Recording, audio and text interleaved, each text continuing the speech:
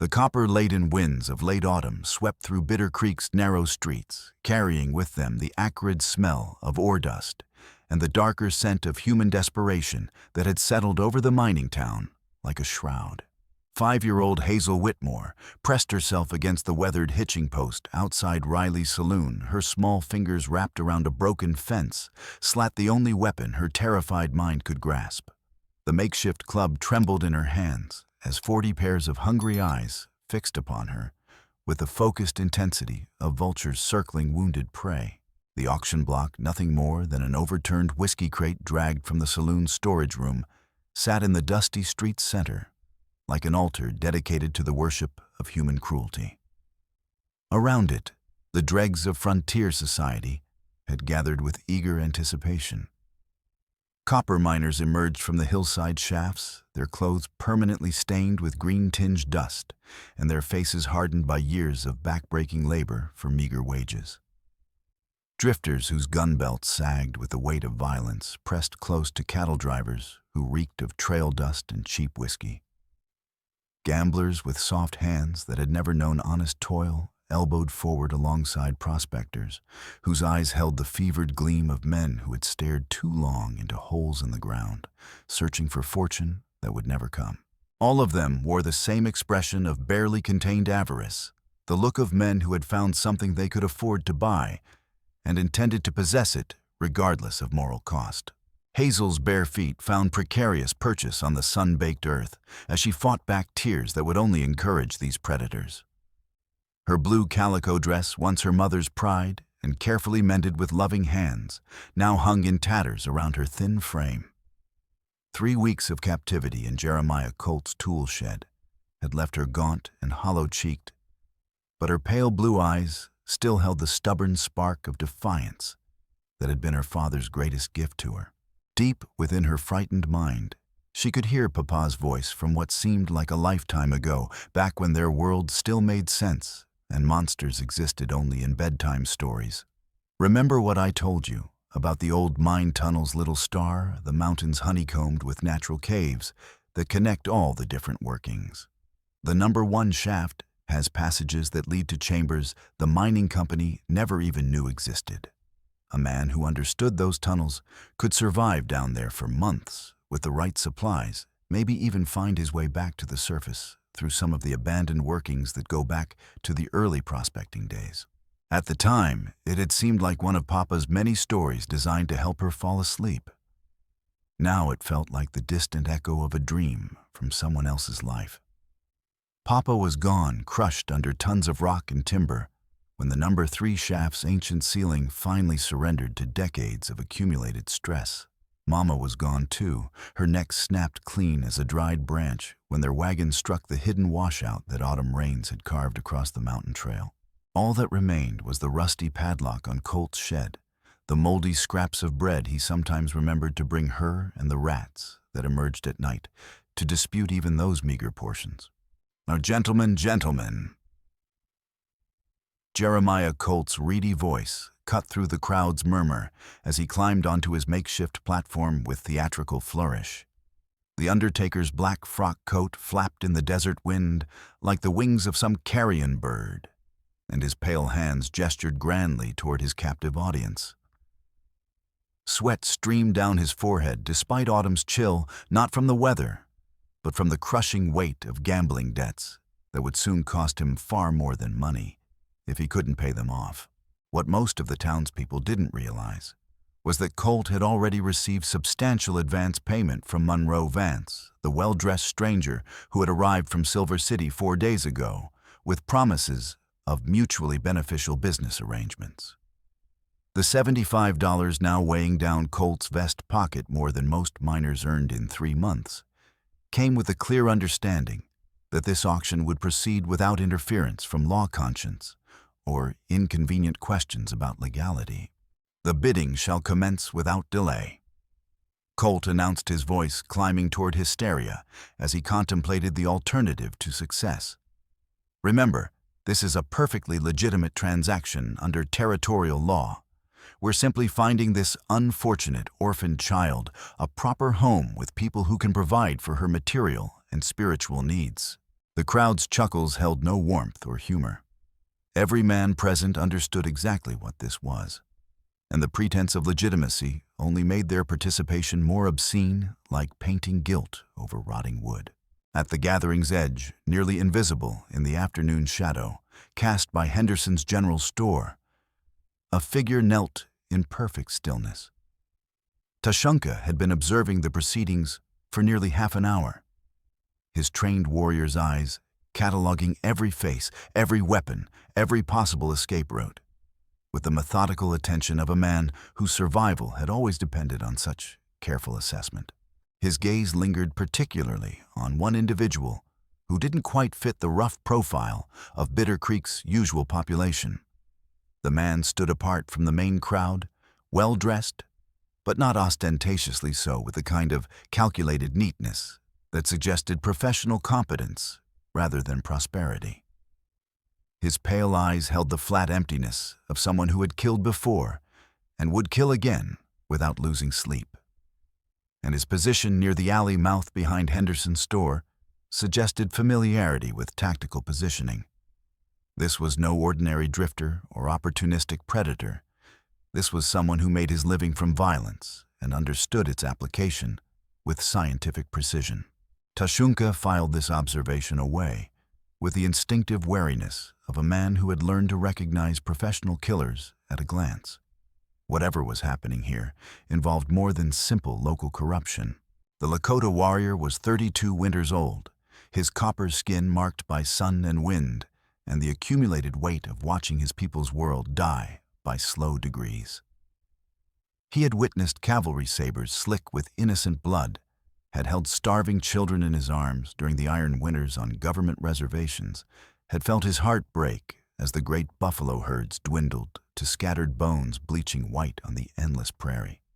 But this abomination struck at something deeper than cultural destruction. It violated the most fundamental law recognized by any civilized people.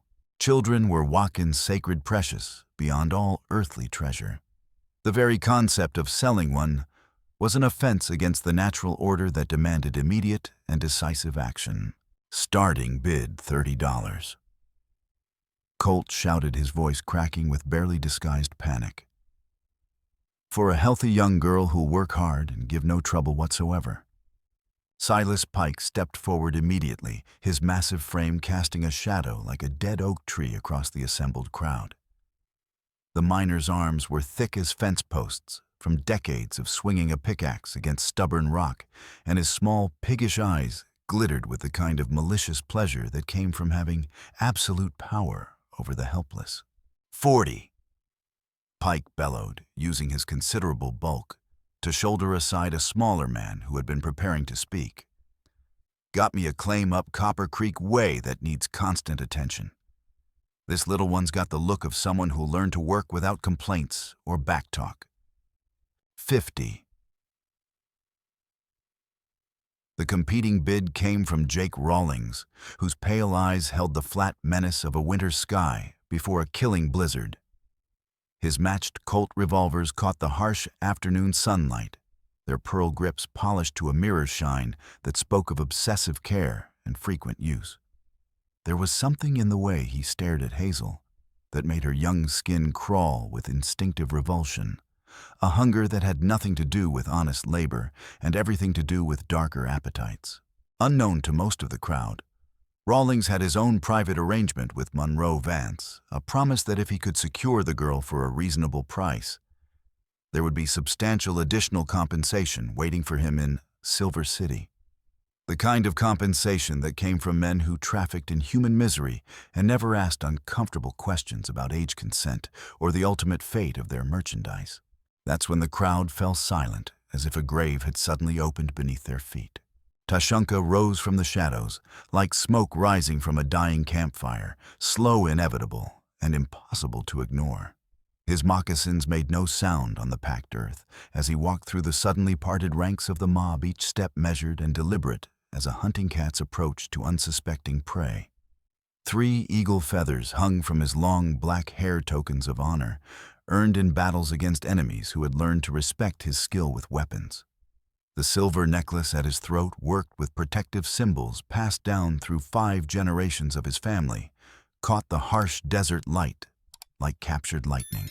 He stopped exactly 3 paces from Colt's platform, close enough to be heard clearly, but far enough to avoid appearing immediately threatening to men whose trigger fingers were notoriously quick.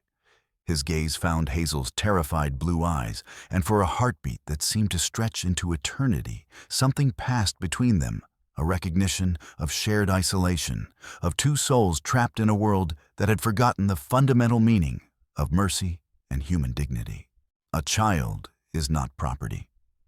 Tashunka said, his voice carrying the quiet authority of absolute moral conviction.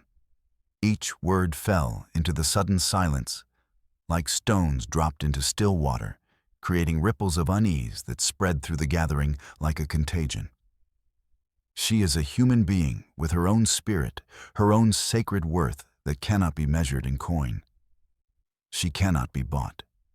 She cannot be sold. She cannot be owned by any man, regardless of his wealth or the color of his skin.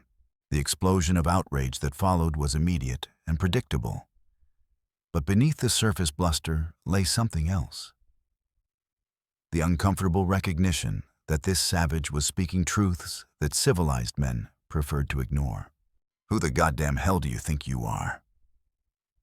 Jake Rawlings snarled, his hands moving with practiced speed toward his gun grips. This is white man's business, and you got no say in it, no right to interfere with lawful commerce. String the red bastard up from the nearest tree. Someone shouted from the back of the crowd, emboldened by anonymity and the safety of mob courage. Teach him some respect for his betters, called another voice, thick with the kind of hatred that came from men who needed someone to look down upon in order to feel human themselves. But Tashanka stood unmoved by their threats and imprecations, his eyes never leaving Hazel's frightened face. She stared back at him with desperate hope flickering in her young features, the first glimmer of light she had seen in 3 weeks of unrelenting darkness. The heavy thud of boots on wooden planking announced Sheriff Jonas Boone's arrival, his considerable bulk parting the angry crowd like the prow of a river barge cutting through muddy water. Boone's hand rested meaningfully on his gun butt, and his small piggy eyes held the stubborn greed and moral blindness that had made this entire nightmare possible. What most of the townspeople didn't know, what only Sarah Henderson had witnessed from her store window 3 days earlier, was that Jeremiah Colt had already slipped the sheriff $100 in gold to ensure the auction proceeded without legal interference.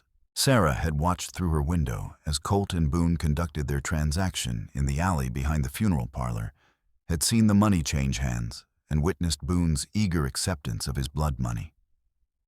The sight had sickened her. But as a woman alone in a town full of violent men, she had kept silent and waited for the right moment to act. "You got no business here, Indian." Boone wheezed, his voice roughened by years of cheap tobacco and cheaper whiskey. "This is a legal proceeding properly sanctioned by the territorial authorities and conducted according to established territorial law." The lie was so transparent that even Boone seemed embarrassed by it. But he had been paid handsomely to make this problem disappear, and he fully intended to earn every penny of his corruption money. "Your law does not transform evil into good, Sheriff." Tashanka replied quietly, his voice carrying despite its low volume, and somehow making his words more threatening than if he had shouted them.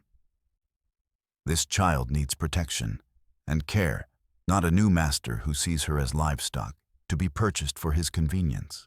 The word master struck the crowd like a physical blow, laying bare the true nature of their gathering with uncomfortable clarity. Several men shifted uneasily, suddenly finding the dusty ground beneath their boots absolutely fascinating, while others muttered defensive justifications to their neighbors. But Silas Pike, his pride wounded by the warrior's moral challenge, and his authority questioned in front of men he considered his inferiors, stepped forward with his massive fists clenched like sledgehammers. I've had about enough of your sanctimonious preaching, boy." Pike growled, his small eyes blazing with malicious pleasure at the prospect of violence. Time somebody taught you some respect for civilized people and their ways of doing business. He swung with all the subtlety of a charging bull, a haymaker that would have dropped a draft horse in its tracks. But Tashanka moved like flowing water around a stone, his body shifting just enough to let Pike's momentum carry him stumbling forward into Colt's makeshift platform. The impact sent the Undertaker tumbling to the ground in a tangle of black cloth and wounded dignity, while Pike crashed face first into the overturned crate with a sound like breaking timber. The sight of their auctioneer sprawled in the dust and their strongman flat on his face ignited the mob's fury into open, unrestrained violence. The crowd surged forward with the mindless hunger of a pack of wolves scenting blood, individual voices lost in the collective howl of sanctioned brutality. Dust rose in choking clouds as men pushed and shoved, each trying to be the first to lay hands on the insolent savage who dared challenge their God-given right to conduct their sordid business without interference from moral considerations. In all the chaos and bloodlust, nobody was watching the little girl who was the cause of all this violence. Hazel saw her chance and took it with the desperate courage that comes only to those who have absolutely nothing left to lose.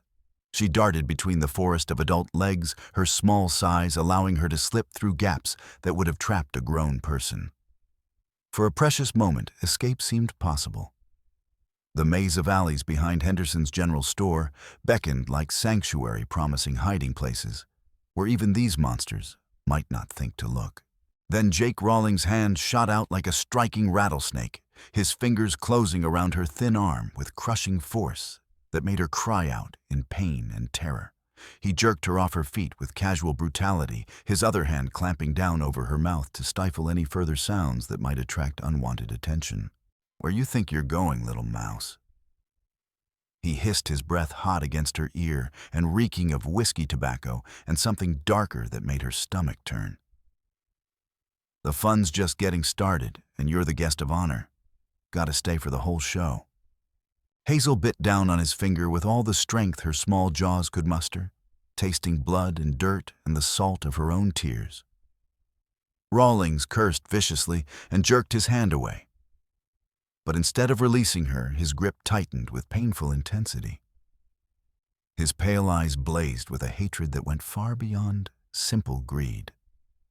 This was personal, now a matter of wounded pride that would demand very specific repayment. "You'll pay for that little wildcat." He snarled, his voice carrying a promise of violence that made her blood freeze. Nobody draws blood from Jake Rawlings without settling accounts in full. The piercing scream that tore from Hazel's throat when she managed to wrench her mouth free was a sound so pure and terrified that it cut through the mob's roar like a blade through silk. The cry reached Tashunke despite the chaos surrounding him, and something primal and terrible ignited in his chest. This was no longer about moral principles or cultural differences. This was about a child in immediate mortal danger, and that transformed everything into stark, brutal simplicity. He moved with the fluid violence of a striking cougar, his body becoming a weapon shaped by decades of warfare against enemies who thought superior numbers made them invincible. His elbow drove into Pike's solar plexus with surgical precision, the blow calculated to disable without killing. The big miner doubled over with an explosive wheeze, his face purpling as he struggled to draw breath through his damaged diaphragm. A lightning-quick pivot brought Tashunke's fist into contact with another attacker's jaw, the crack of breaking bone audible even over the crowd's diminishing roar. But there were simply too many of them, and they pressed forward from all sides like a living wall of hatred and violence. Hands grabbed at his arms, his hair, his buckskin shirt. Someone's knee caught him in the ribs, driving precious air from his lungs and sending white-hot pain racing through his torso. A fist slammed into his kidney from behind, nearly dropping him to his knees, but still he fought his way toward Hazel with the single-minded determination of a man who had found something worth dying for. The little girl had managed to slip from Rawlings' loosened grip and was crawling frantically between the legs of the mob, dodging boots and trying desperately not to be trampled by men who had forgotten she was human. Her improvised weapon was long forgotten, lost somewhere in the chaos, leaving her with nothing but her desperate will to survive. 2 gunshots split the air like divine judgment, the reports echoing off the surrounding buildings and temporarily deafening everyone within 50 yards. The mob froze as several men instinctively ducking or reaching for their own weapons with the practiced reflexes of those who lived with violence as a constant companion. That's enough, goddammit. Sheriff Boone stood at the crowd's edge, his smoking revolver pointed skyward, wisps of gray powder smoke curling from the barrel like incense offered to some dark god. Deputy Morrison flanked him on the right with a shotgun at the ready, while Deputies Clark and Patterson took position on the left, with their rifles trained on the crowd with professional competence. The mob reluctantly began to disperse, though angry muttering continued like the rumble of distant thunder, promising a more violent storm to come. Pike remained doubled over against the stable wall, still gasping for breath and glaring murderous promises at anyone who met his gaze. Rawlings had retreated to the gathering's far edge, nursing his bitten finger and storing up his humiliation for future repayment with interest.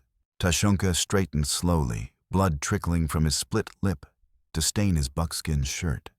His ribs felt like they had been kicked by a mustang, and dark bruises were already forming on his weathered skin, but he remained standing through sheer force of will.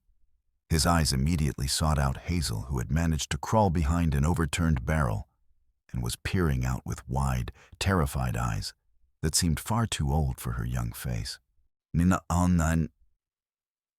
then, Sheriff Boone announced with theatrical authority, holstering his weapon with the flourish of a man who enjoyed being the center of attention and wielding power over others.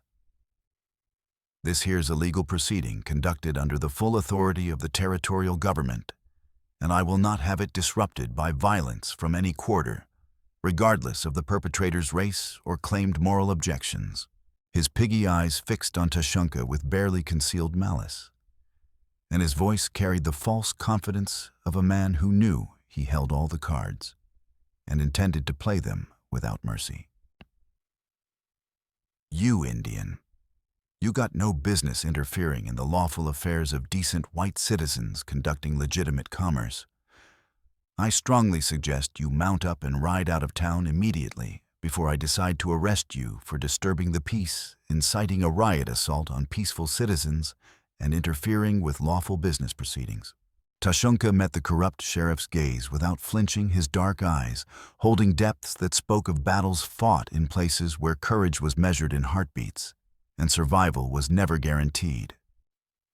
And if I choose to remain and observe these lawful proceedings, he asked quietly, his voice carrying a note of challenge that made several men in the crowd shift nervously. Boone's hand drifted back toward his holstered weapon, his meaning unmistakable to anyone familiar with frontier justice. Then you'll discover just how comfortable our jail cells can be. They're real quiet places, you understand. Sometimes prisoners have unfortunate accidents in places that quiet tragic accidents that nobody seems to witness or remember afterward. The threat hung in the air between them like gun smoke, heavy with implication and dark promise. For a long moment, the two men stared at each other, while the crowd held its collective breath, sensing that they stood at the precipice of something that could explode into deadly violence at any moment. Then Tashunke spoke his words, carrying clearly in the tense silence that had settled over the street like a burial shroud. I offer trade in the old way, he said simply, his voice carrying the dignity of a man making an honorable business proposal, according to traditions that predated European law by countless generations. My horse, a fine Appaloosa stallion, bred from the best bloodlines on the northern plains and worth $80 in any honest market. My rifle, a Winchester repeater hardly used and worth $60 in any gunsmith shop from here to San Francisco.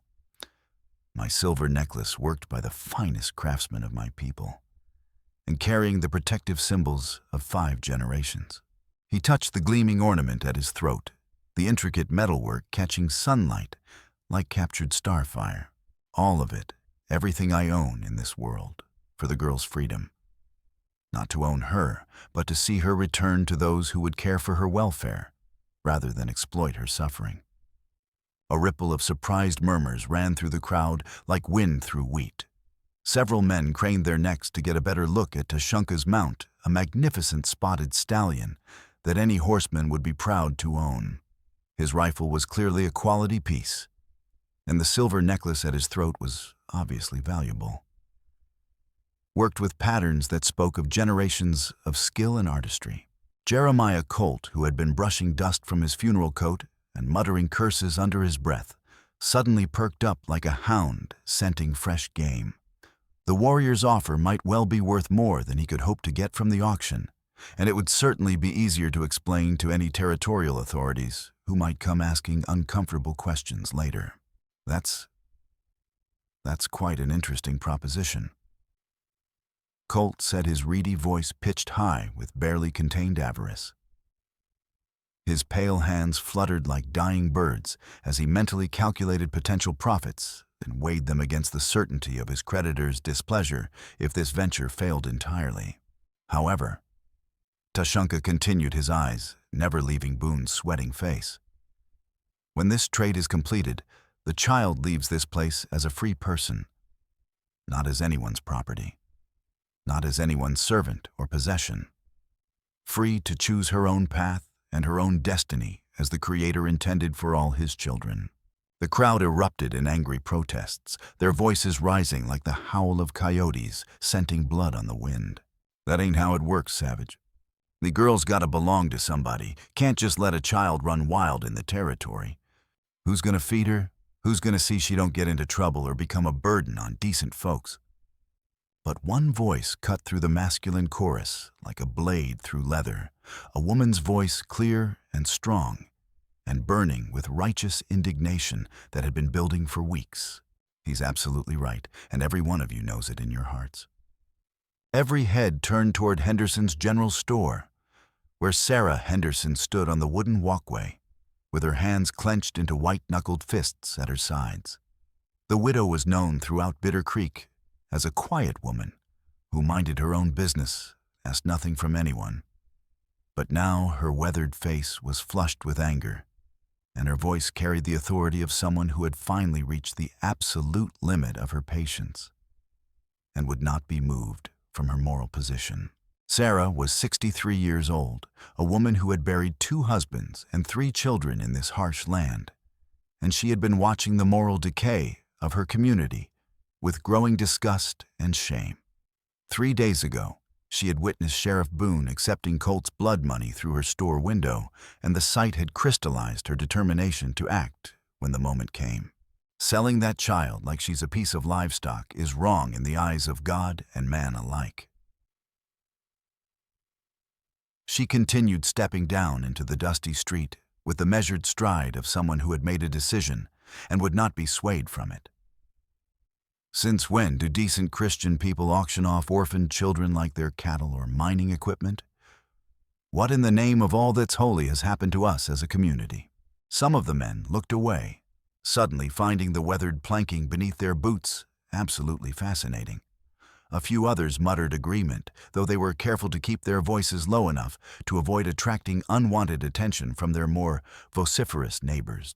But Silas Pike, still wheezing from Tashunke's precisely delivered blow, and smarting from the humiliation of being bested by a man he considered racially inferior, struggled to his feet with rage written in every line of his massive frame. "You best mind your own business, woman." He snarled, his voice roughened by damaged breath and wounded pride. "This don't concern you none. Go back to your store and your woman's work and leave men's business to men who understand how the world really works." Sarah Henderson's eyes flashed with the kind of anger that comes from years of swallowing insults and accepting limitations imposed by others who thought their gender or their strength gave them the right to dictate morality to their betters. "Any child's welfare concerns me." She shot back, her voice carrying the steel of absolute conviction forged in the fires of personal loss and hard-won wisdom. "And I say this whole proceeding is an abomination before God and man. You should all be ashamed of yourselves for even considering participation in such wickedness." The crowd was beginning to fracture along predictable lines, some siding with Sarah's moral stance, while others remained hungry for the entertainment and profit the auction promised. Voices rose on both sides of the argument, and Sheriff Boone could see the situation spinning beyond his ability to control it. The money Colt had paid him was substantial enough to change his life, but it wouldn't be worth much if a riot destroyed half the town and brought territorial investigators sniffing around, asking uncomfortable questions about his methods of maintaining law and order. That's when everything changed in a way that nobody could have anticipated or prepared for. A sound like distant thunder rumbled from beneath their feet, followed by a trembling in the earth that made horses snort and dance nervously at their hitching posts. Then from the direction of the old number 1 mine shaft at the edge of town came a grinding crash as something heavy struck wood and metal. Every head turned toward the sound, and what they saw defied belief and rational explanation. A figure emerged from what had appeared to be solid ground, a man crawling up through a partially concealed mine entrance that had been forgotten by everyone except the rats and the desert wind. He was barely recognizable, as human gaunt, to the point of skeletal emaciation, his clothes hanging in sun-bleached tatters that had once been a miner's sturdy work outfit. His exposed skin was burned dark as old leather by months of exposure to underground gases and the merciless sun during his journey back to civilization. His hair, which had once been the same rich brown as his daughter's, had gone prematurely gray from his ordeal, and he moved with the uncertain, shambling gait of someone who had recently been much closer to death than life. But his eyes burned with desperate hope and paternal love as they swept the crowd and found the small figure crouched behind the overturned barrel. Hazel. The name tore from his throat like a battle cry, carrying across the suddenly silent street with the force of absolute conviction. "Papa's here, little star. Papa's come home." The crowd stood frozen in stunned disbelief, their collective consciousness struggling to process an impossibility made manifest before their eyes. Everyone in Bitter Creek knew the story by heart, had heard it told and retold in the saloons and general stores until it had taken on the weight of established fact. Thomas Whitmore had died in the November mine collapse, along with 6 other men buried under tons of rock and timber, when the number 3 shaft's ancient ceiling finally gave way under the accumulated stress of decades. The bodies were never recovered, entombed somewhere in the mountain's dark heart, where no rescue could reach them and no proper burial could be given. There had been a memorial service, and his few possessions had been sold to pay debts, and his wife and daughter had struggled to survive on the charity of neighbors until Martha's own tragic death in the wagon accident. Except Thomas Whitmore was standing before them very much alive and calling his daughter's name with the desperate urgency of a man who had clawed his way back from the grave itself.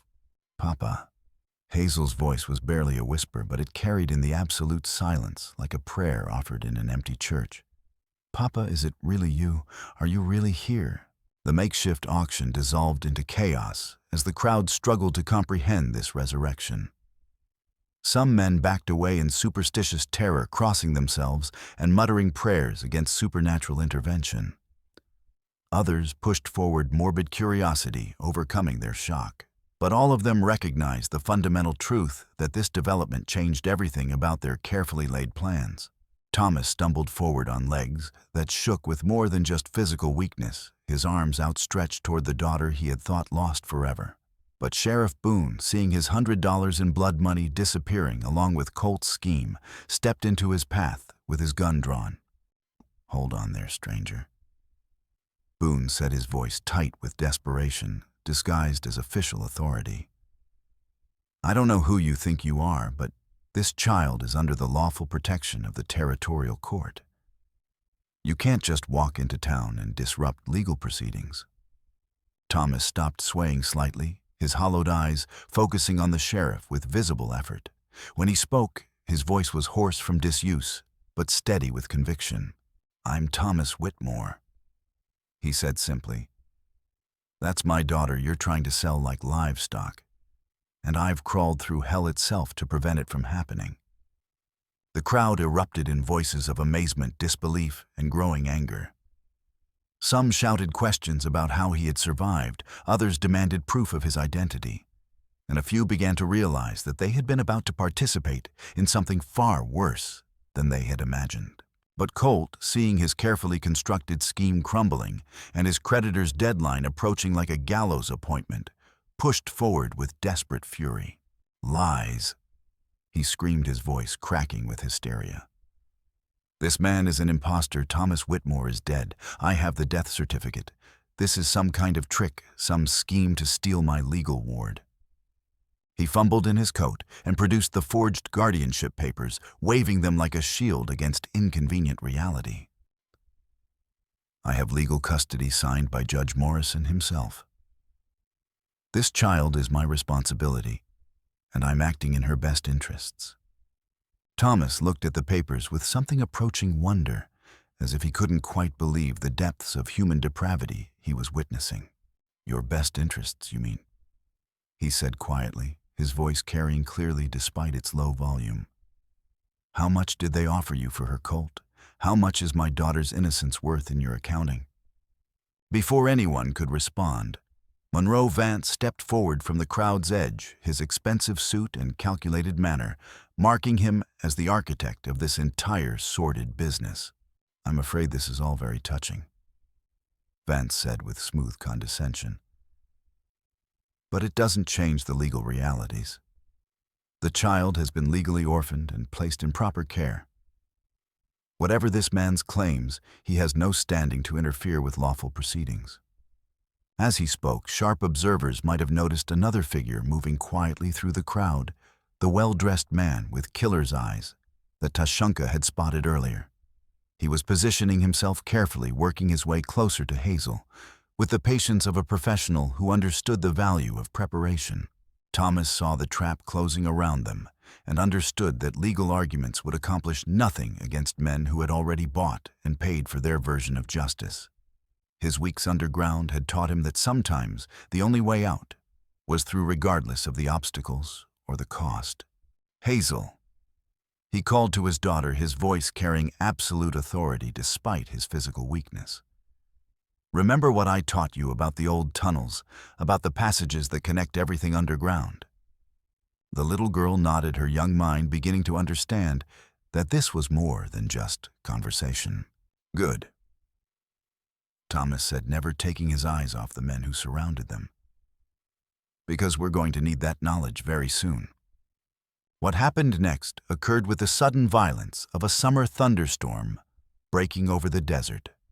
Thomas, despite his weakened condition, had spent months underground, developing an intimate knowledge of structural engineering under the most desperate circumstances.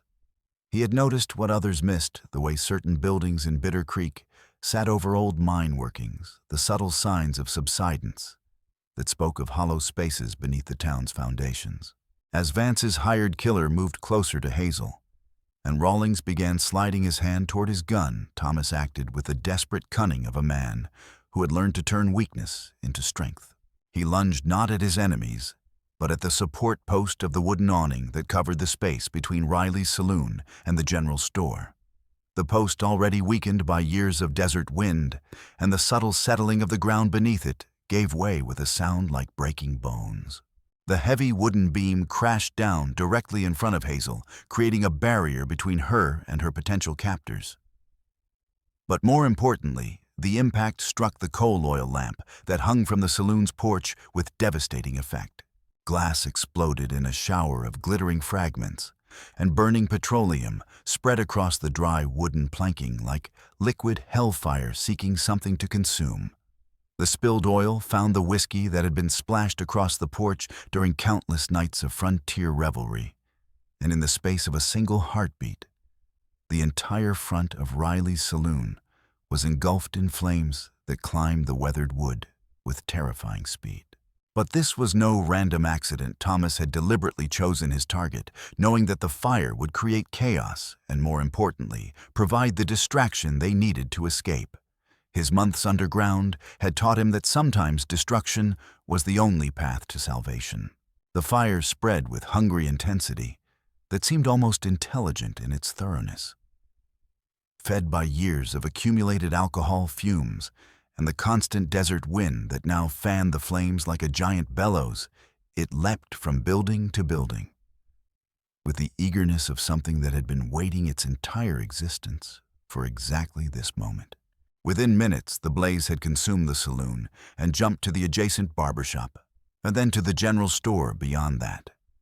The dry wooden buildings went up like kindling soaked in kerosene, and burning embers rode the wind like deadly snow, starting new fires wherever they touched down on any combustible material.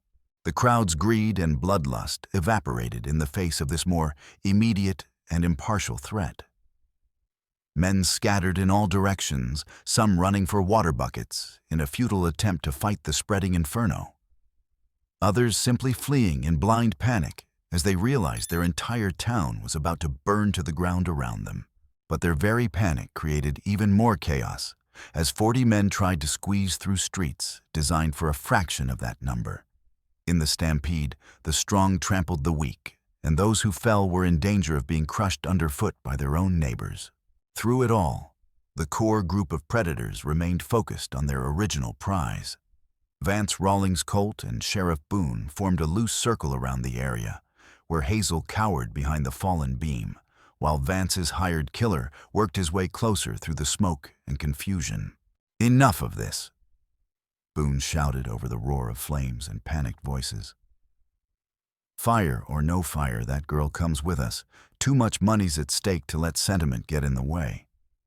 This was the moment when the sheriff's corruption revealed its true face, not mere passive acceptance of bribes, but active participation in a conspiracy that valued profit over human life. Even with the town burning around them, Boone's only concern was protecting his investment. Tashunke, who had been watching the developing situation with the tactical awareness of a born warrior, recognized that the time for negotiation had passed. The fire had turned the street into a battlefield, where conventional rules no longer applied, and in such places, only decisive action could determine the difference between survival and destruction. He moved with the fluid grace of someone who had learned to fight in circumstances where a moment's hesitation meant death. His knife appeared in his hand, as if by magic, the blade catching firelight like captured lightning. The hired killer, focused on reaching Hazel, never saw the attack that took him in the shoulder and spun him around with a cry of pain and surprise.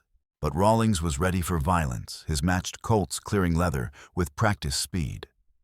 His first shot went wide, as smoke from the fire obscured his vision, but his second was aimed directly at Tashunke's chest. Thomas, despite his weakened condition, threw himself into the gunman's line of fire, taking the bullet meant for the warrior. The impact spun him around and dropped him to his knees, blood spreading across his torn shirt, but his sacrifice bought Tashunke the seconds he needed to close the distance. The Lakota warrior's fist connected with Rawlings' jaw with surgical precision, dropping the gunman like a felled tree. But Pike had recovered from his earlier humiliation and now charged forward with a roar of rage, his massive hands reaching for Tashunke's throat. The two men crashed to the ground in a tangle of limbs, rolling dangerously close to the spreading flames as they fought for advantage. Pike's strength was enormous, but Tashunke had the desperation of a man protecting innocence and the skill of someone who had learned to fight for his life before he could properly walk. Meanwhile, Hazel found herself trapped between the fallen beam and the advancing fire, with Colt approaching from one side and Vance from the other. Both men had drawn weapons, Colt wielding an old shotgun, and Vance holding a derringer that glinted wickedly in the firelight. "Oh, come here, you little wildcat." Colt snarled, his face twisted with desperation and greed. "You've caused enough trouble for one day." But Thomas, despite his wound and growing weakness, had one final card to play. His months underground had given him an intimate knowledge of Bitter Creek's foundations that no one else possessed, and he had been saving this information for exactly such a moment. "Hazel." He called out, his voice barely audible over the roar of flames and collapsing timbers. The old shaft entrance behind Henderson's store. Follow the tunnel markers I taught you about. They lead to the number 2 exit on the far side of town. The little girl's eyes widened with understanding. During their many conversations about his work, Thomas had described the underground passages in detail, using them as bedtime stories to help her sleep. Now that seemingly innocent information had become her path to salvation. She darted toward the alley behind the general store, slipping through gaps in the smoke that adults couldn't navigate. Colt and Vance pursued her, but the combination of fire smoke and their own unfamiliarity with the terrain worked against them. Sarah Henderson, who had been watching the battle unfold with growing horror and determination, now proved that her moral courage extended beyond mere words. She appeared in the alley with a rifle that had belonged to her late husband, the weapon steady in her experienced hands. "That's far enough," she announced with quiet authority. "I've watched this town's conscience die by degrees, but I won't stand by and watch a child be murdered for profit." Colt raised his shotgun, but Sarah was faster and more prepared. Her first shot took him in the leg, dropping him with a scream of pain and rage. Her second shot shattered Vance's derringer and sent the predator scrambling for cover behind a pile of debris. But the fire was spreading faster than any of them had anticipated, and the alley was beginning to fill with smoke and burning debris. The wooden buildings on either side were catching fire, creating a corridor of flame that would soon be impassable. Tashunke, having dealt with Pike through a combination of skill and desperate strength, now focused on reaching Hazel before the fire cut off all escape routes. He found her at the entrance to the old mine shaft, an opening so cunningly concealed that it appeared to be nothing more than a depression in the ground. "Can you find the way?" he asked, knowing that their lives depended on her answer. "Papa taught me," she replied with the simple confidence of childhood. "Follow the white marks on the walls, and they'll lead us to safety." Thomas, bleeding and barely conscious, managed to crawl to their position with Sarah's help. The 4 of them, warrior, father, daughter, and widow, descended into the darkness just as the buildings above them began to collapse in showers of sparks and burning timber. The tunnels beneath Bitter Creek were a labyrinth of passages carved by both human hands and natural forces over decades of mining activity.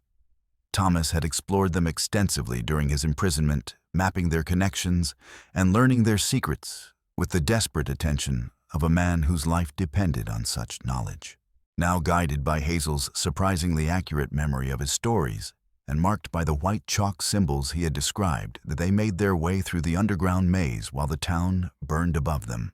The journey took nearly an hour, with Thomas growing weaker from blood loss and the others supporting him as best they could.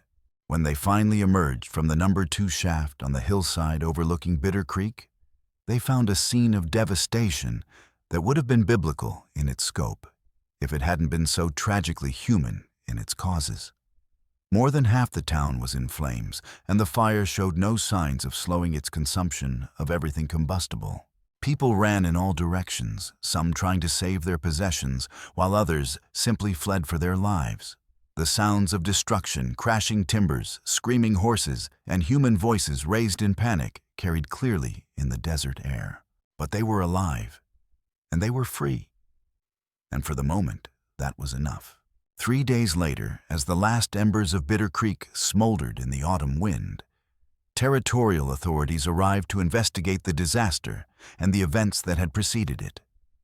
The investigation, led by Judge William Patterson, was swift and thorough, conducted by men who understood the difference between frontier justice and simple lawlessness. The evidence was overwhelming and damning. Colt, severely burned and facing charges of attempted kidnapping, fraud, and conspiracy, confessed to the entire scheme in hopes of leniency. Sheriff Boone, his corruption exposed and his badge stripped away, faced criminal charges that would likely see him spend years in territorial prison. Monroe Vance had disappeared entirely, probably fled to Mexico or some other place where territorial law couldn't reach him. But enough evidence remained to issue warrants for his arrest on charges of human trafficking and conspiracy to commit kidnapping. Jake Rawlings had died in the fire, along with 2 other men who had been trapped when the saloon collapsed. Their deaths served as a grim reminder that evil often carries the seeds of its own destruction. But the real surprise came when Judge Patterson, having heard Sarah Henderson's testimony about what she had witnessed, made an offer that would change all their lives. "Mrs. Henderson," he said, addressing the widow with the respect due to someone who had risked everything to protect an innocent child, "I'm prepared to offer you the position of Territorial Welfare Officer for this district. Someone needs to ensure that what happened here never happens again, and I can think of no one better qualified than someone who proved willing to fight for what's right." Sarah accepted the position with quiet dignity, understanding that it would allow her to protect other children from the fate that had nearly befallen Hazel. For Thomas and Hazel, the judge formalized their relationship with legal documents that would prevent any future challenges to his parental rights. But more importantly, he offered them a choice about their future. "You've been through more than any family should have to endure," Judge Patterson said. "The territorial government is prepared to offer assistance, a new home, employment, whatever you need to rebuild your lives." Thomas looked down at his daughter, seeing in her young face the strength and resilience that had carried them both through their darkest hours. "What do you think, little star?" he asked. "Where would you like to make our new home?" Hazel's answer came without hesitation, her voice carrying the wisdom of someone who had learned to recognize true friendship and honor when she encountered it. "With Tashunke," she said simply. "He saved us when nobody else would. He kept his promise to protect me, and I want to stay with people who keep their promises." And so 2 weeks later, as the first snows of winter began to dust the peaks of the distant mountains, Thomas and Hazel Whitmore arrived at the Lakota winter camp in the valley between 2 rivers where the grass grew thick and the water ran clear and cold as mountain snow. The people there received them with the ancient hospitality of a culture that understood the sacred obligation to protect children and shelter those who had no other refuge. It was not an easy transition, and there were language barriers to overcome, cultural differences to navigate, and the simple challenge of learning to live in a society that operated according to principles very different from those of the white frontier towns. But Hazel, with the adaptability of childhood, flourished in her new environment. She learned to speak Lakota with the quick facility of the young, mastered skills that would have seemed impossible to a girl raised in conventional society, and earned the respect of the tribal elders through her intelligence and courage. Thomas, despite his slower recovery from physical and emotional trauma, found purpose in sharing his knowledge of mining and metalwork with people who appreciated such skills without demanding that he compromise his newfound values. More importantly, he found peace in a community that judged men by their character rather than their wealth or their willingness to exploit others. But the real transformation belonged to Tashunke himself. Judge Patterson's offer of a position as territorial liaison between the government and local tribes had been accepted not out of personal ambition, but from a recognition that someone needed to stand in the gap between 2 worlds that were often at war with each other. His work would take him to places where other men had failed to negotiations, where the stakes were measured in lives rather than profits, to situations where his ability to understand both cultures might mean the difference between peace and bloodshed. But before he began that new chapter of his life, he had one final promise to keep. On a clear morning, when the autumn air held the promise of winter's approach, Tashanka walked with Hazel to the riverbank, where the water ran shallow over smooth stones. There, in the presence of Thomas and Sarah Henderson, who had come to visit and see how her friends were adapting to their new life, he performed a ceremony that was older than the white man's presence in this land. He removed the silver necklace from around his throat, the ornament that had been worked by his grandmother's hands and blessed by 5 generations of his family. The intricate patterns caught the morning sunlight like captured starfire, and the weight of tradition and protection seemed to make the air itself shimmer with significance. "This is for courage," he said, placing the necklace around Hazel's small neck with ceremonial solemnity. for remembering that some things can never be bought or sold, no matter how much money someone offers or how much power they think they possess. His weathered hands were gentle as he adjusted the silver pendant against her chest, and his voice carried the authority of someone passing down wisdom earned through suffering and struggle. But most importantly, Tashunke continued, "It is for knowing that you will always have friends who will fight for what is right even when the whole world seems to be against you. And for understanding that the courage to protect the innocent is the greatest gift one generation can give to the next." Hazel touched the silver pendant with wondering fingers, her young mind trying to comprehend the weight of what she was receiving and the responsibility that came with it. "What do all these symbols mean?" she asked, studying the intricate patterns with the focused attention that children bring to things they sense are important. "Dardi saltisor. They mean many things." Tashanka replied with one of his rare smiles, and the expression transforming his stern features and revealing the gentleness that lay beneath his warrior's exterior. "They speak of protection and courage of wisdom and strength of the sacred bond between those who choose to stand together against darkness."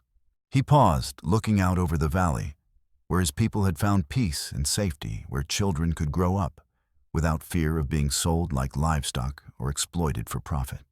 But most importantly, he said, his voice carrying the certainty of someone who had seen both the worst and the best that humanity could offer, "They mean that you are free, that you will always be free, and that no one will ever again have the power to put a price on what belongs only to you."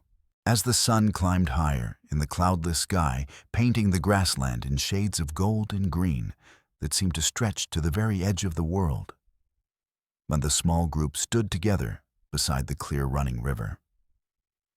Thomas held his daughter close, still marveling at the miracle of their survival and the kindness of strangers who had become family. Sarah watched them with deep satisfaction, knowing that justice had finally been served and that her sacrifice had helped create something beautiful from the ashes of tragedy. And Tashunke looked out over the vast expanse of his homeland, thinking about the future and the role he would play in protecting it for the children who would inherit it. Not just his own people's children, but all children regardless of the color of their skin or the circumstances of their birth.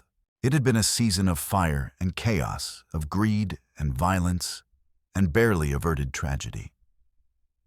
But it had also been a season when ordinary people chose to do extraordinary things, when cultural barriers crumbled in the face of shared humanity, and when the sacred bond between parent and child proved stronger than any law or custom or prejudice that small-minded men could devise. The silver necklace now resting against Hazel's young chest would be worn for the rest of her long life.